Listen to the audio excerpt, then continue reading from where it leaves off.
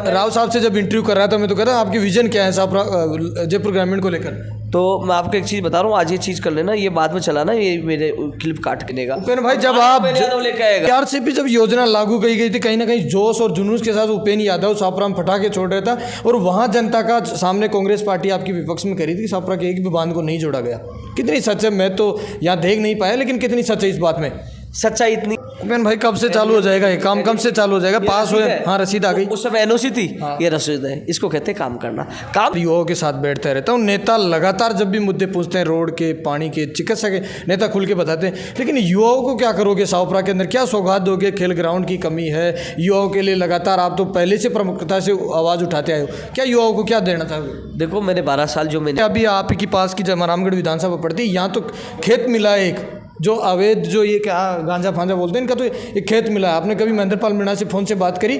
उनका भी जैसे वो भी मामला एक बड़ा संज्ञान था, हाईलाइट हुआ था, मीडिया में चला था मामला। भाई मैं खुद की बात भाई लगातार जनता से मैं ग्राउंड रिपोर्टिंग कर रहा हूँ, जनता से पूछता हूँ किसको जिता रहे हो, क्या माहौल है?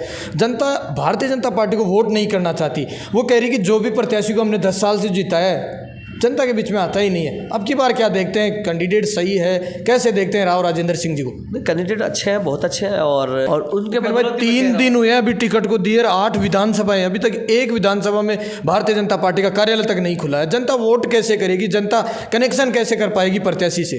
देखो पहले ही हम सबने निर्णय ले लिया था। आप ही की तरह सामने युवा नेता अनिल चोपड़ा से मुकाबला है भारतीय जनता पार्टी का, क्या मानते मुकाबला है या एक तरफ का मुकाबला है?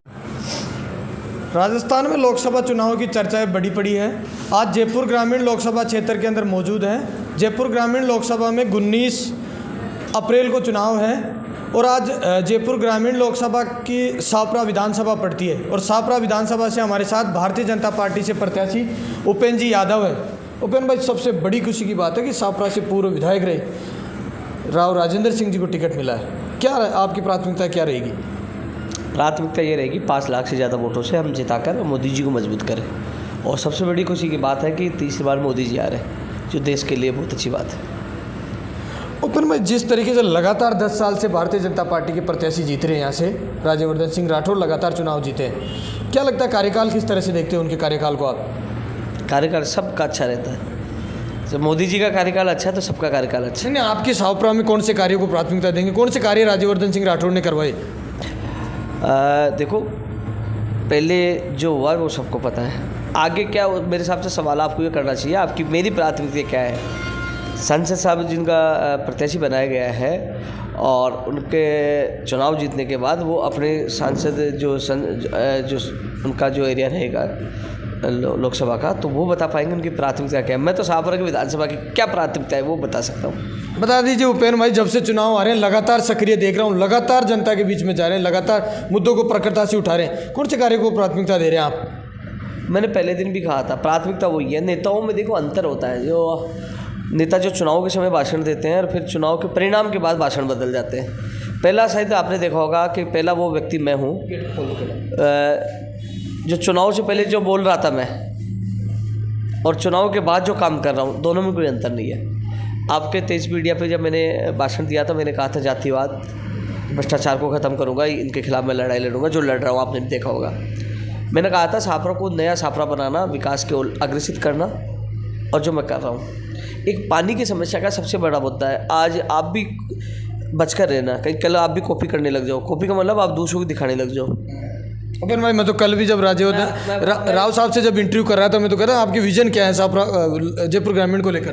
तो मैं आपको एक चीज़ बता रहा हूँ, आज ये चीज़ कर लेना, ये बाद में चलाना, ये मेरे क्लिप काट कर। सापरा का पहला व्यक्ति था जो मैंने कहा था कि सापरा में पीने का पानी आएगा, आज फिर कह रहा हूँ सापरा में पीने का पानी आएगा। कब से ERCP योजनाओं से नई DPR में जुड़वाए, कौन से बांधों को जुड़वाए? देखो कुछ तो जुड़े हैं, और रही बात देखो कई लोग मुझे पूछते हैं, पॉलिटिकल कांग्रेस के नेता भी पूछते हैं कि DPR में नहीं जुड़ा, पानी कैसे आएगा? मैं एक ही जवाब देता हूँ, बाबा घर में आना चाहिए, छान फाड़ गए चाहे दरवाजे से पानी आएगा सापरा में पीने का। उपेन भाई जब आप लेके आएगा, और ऐसी स्थिति है मैं पानी लाने में सक्षम नहीं है, तो फिर आप समझना मैं चुनाव भी नहीं लड़ूंगा। ERCP जब योजना लागू की गई थी कहीं ना कहीं जोश और जुनूस के साथ उपेन यादव सापरा में पटाखे छोड़ रहा था और वहाँ जनता का सामने कांग्रेस पार्टी आपकी विपक्ष में करी थी कि सापरा के एक भी बांध को नहीं जोड़ा गया।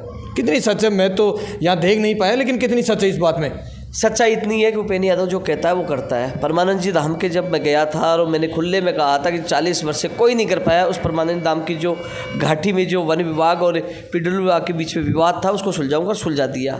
और ज़्यादा नहीं तो आपको और मैं दिखा दूँ, लोगों के पास थे, लोग तो कॉपी पेस्ट करते, लेकिन मैं आपको नहीं उपेंद्र भाई मैं देख लिया पेस्ट को आपके माध्यम। नहीं रसीद दिखा दूँ, पैसे वाली रसीद भी दिखा दूँ। उस समय मैं NOC लेके गया था और आज मेरे पास वो रसीद भी है, जो रसीद जो पैसे जमा करवाए ट्रेजरी में भेजा है उन्होंने पीडब्ल्यू विभाग ने।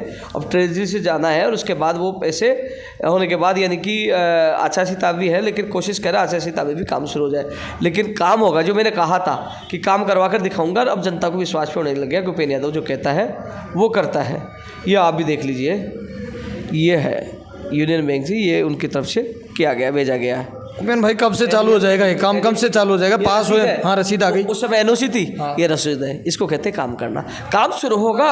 कल जो मैं मेले में गया था तो मैंने कहा कि अगली बार जो भी आएगा वो सड़क के ऊपर से आएगा, क्योंकि वहाँ ये एक आस्था का पावन धाम है, पवित्र स्थल है। बहुत लाखों लोग जाते हैं, 10 से 15 गांव जुड़े हुए हैं, लाखों लोग वहाँ से गुजरते हैं। तो कई लोग दुर्घटनाएं होती है, किस परिवार को नुकसान होता है, कितना दर्द होता है। एक दिन की घटना तो है कि जिस दिन मैं वहाँ अधिकारियों के साथ मैं बैठा था इस मामले को लेकर, तब मेरे पास फ़ोन आया कि साहब यहाँ कुछ गाड़ी पलट गई, कुछ लोगों को नुकसान। तो मैंने तत्काल अधिकारियों को दिखाया कि साहब मैं इसके लिए आया हूँ, ये स्थिति है। तो वो काम हुआ है। आपने देखा होगा कि जो मैंने प्राथमिकता में कहा था कि हॉस्पिटल की हालत सुधरे। आप बताएं छापरा के हॉस्पिटल की हालत सुधरी कि नहीं सुधरी? सुधरी है भाई साहब, सुधरी है ना। हॉस्पिटल मैंने कहा था चिकित्सा के लिए और भी सुधरेगा। मैंने कहा था सड़कों को लेकर 176 करोड़ मरम्मत के पैसे हो गए, 5 करोड़ की नई सड़क, जो 8 सड़कें वो हो गई। और पानी के लिए वादा कर रहा हूँ।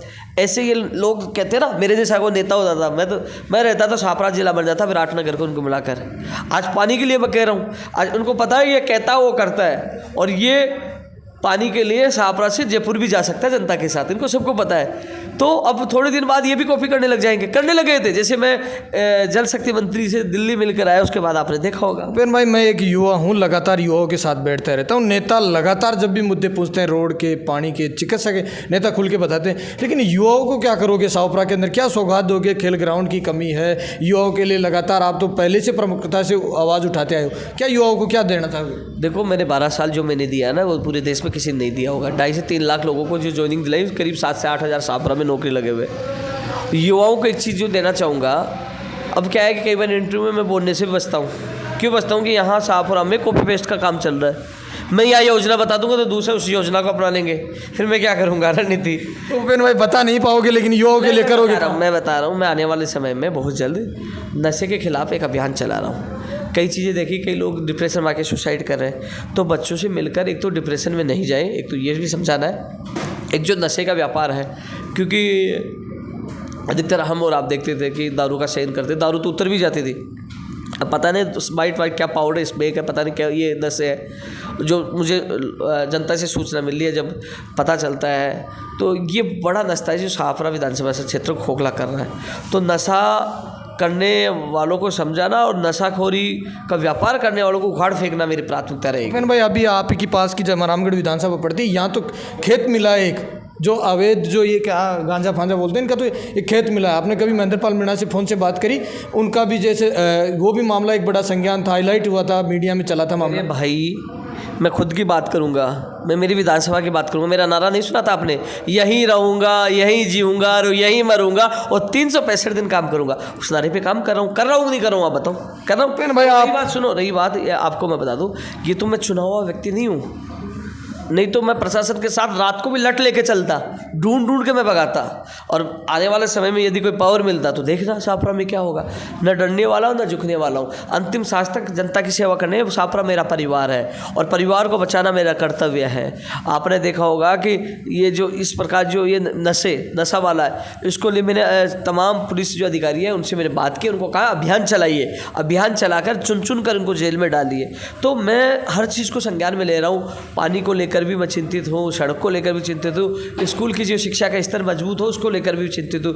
मैं रोज़ नहीं प्लान बनाता हूँ और मैं ये सोचता हूँ कल कहाँ जाना है, तो लेकिन जनता के बीच में रहकर, और मुझे इस बात की खुशी है कि मैं 11,000 मुझे वोट आए, और 11,000 वोट कैसे आए आपको पता है क्या कारण रहा। आज भी शाहपुरा विधानसभा क्षेत्र में एक भी व्यक्ति ये नहीं कहता कि प्रत्याशी गलत था, सबका कहना यही था 2 महीने लेट आया, और सबका कहना यह था कि इसके साथ कुछ लोगों ने गलत किया। लेकिन इतना ज़रूर कह सकता हूँ मैं कि मैं आज हार कर भी जीत गया। जिस प्रकार लोगों का प्यार मुझे मिल रहा है वो मेरे लिए जीत है।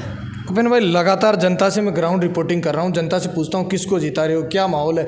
जनता भारतीय जनता पार्टी को वोट नहीं करना चाहती, वो कह रही कि जो भी प्रत्याशी को हमने 10 साल से जिताया है जनता के बीच में आता ही नहीं है। अब की बार क्या देखते हैं, कैंडिडेट सही है, कैसे देखते हैं राव राजेंद्र सिंह जी को? कैंडिडेट अच्छे हैं, बहुत अच्छे हैं, और शाहपुरा विधानसभा क्षेत्र में पिछले 3 महीने में बहुत अच्छे काम हुए हैं, और यहाँ से सुनिश्चित जीत होगी, बड़े अंतर से जीत होगी। और मैं मेरी विधानसभा क्षेत्र के वासियों से ये कहना चाहूँगा कि फिर से मोदी सरकार अब की बार 400 पार नारे के साथ अब ज़्यादा से ज़्यादा वोट करें, क्योंकि आपने देखा होगा कि जैसे मैं खुद यहाँ राज्य सरकार से करवा रहा हूँ, यदि हमारे सांसद मोदी जीत कर जाते तो डबल इंजन की सरकार का लाभ मिलेगा और अच्छा विकास होगा।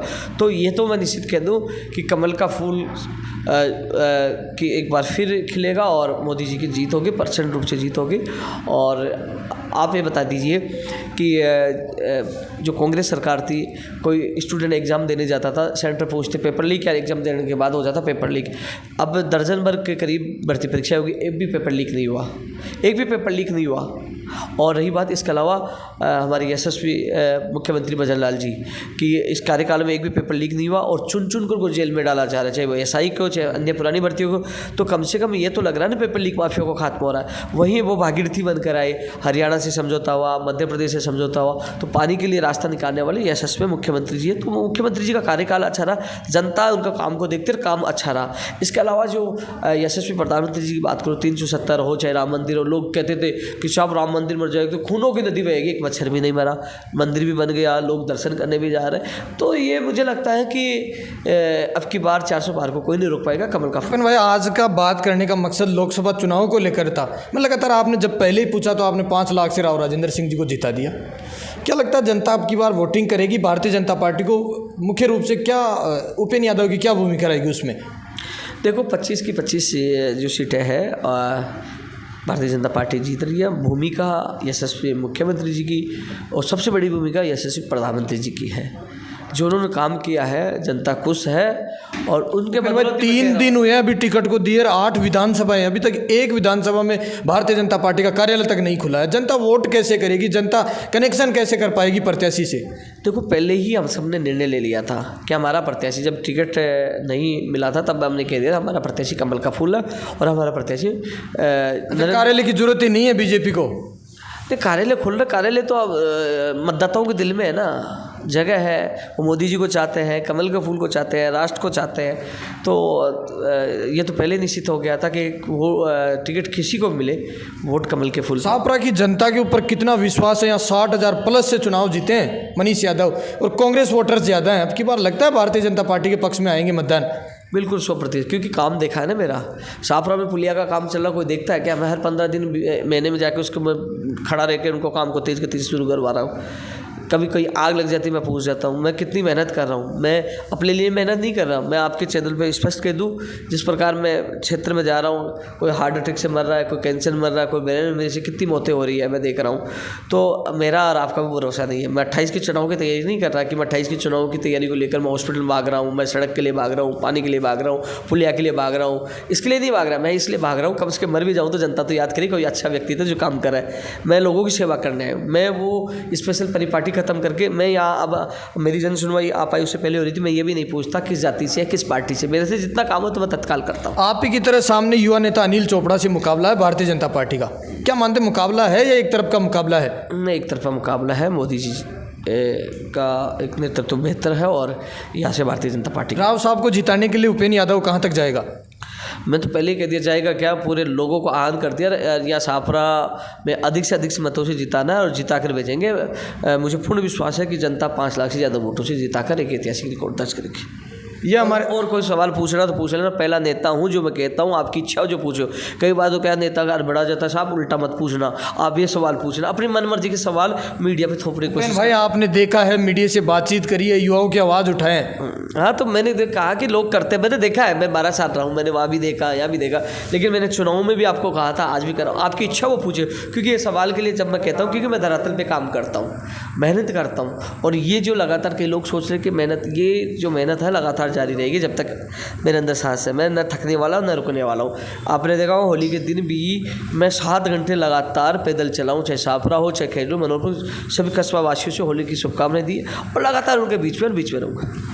ये बता रहे हैं उपेंद्र जी यादव है, साफरा से भारतीय जनता पार्टी के प्रत्याशी हैं, लगातार जीत का दावा कर रहे हैं। लोकसभा चुनाव को लेकर मुख्य रूप से बातचीत करने का था, लगातार करें 5 लाख से भारतीय जनता पार्टी जयपुर ग्रामीण सीट को जीतने जा रही है। अब ये तो आने वाली तारीखें बता पाएगी, 4 जून ही बता पाएगा यहाँ से कौन जीतता है, कौन मजबूत है, कौन क्या है। लेकिन उपेंद्र जी का दावा है कि भारतीय जनता पार्टी जीतेगी। आप मेरे साथ देख रहे हैं तेज मीडिया ग्रुप और मैं हूँ तेजपाल। जय हिंद, जय भारत।